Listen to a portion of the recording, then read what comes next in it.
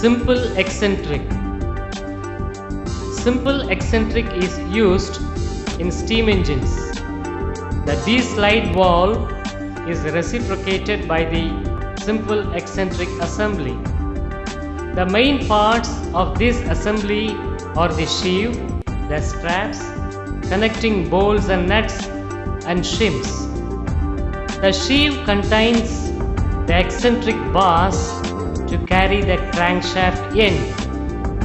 The two straps are used to enclose the sheave. One of the straps has provision for connecting with the D-slide valve. The sheave is assembled with the straps so that the projection in the outer periphery of the sheave is located in the recess of the straps. Shims are provided in between the straps in order to adjust for wear in the sheave.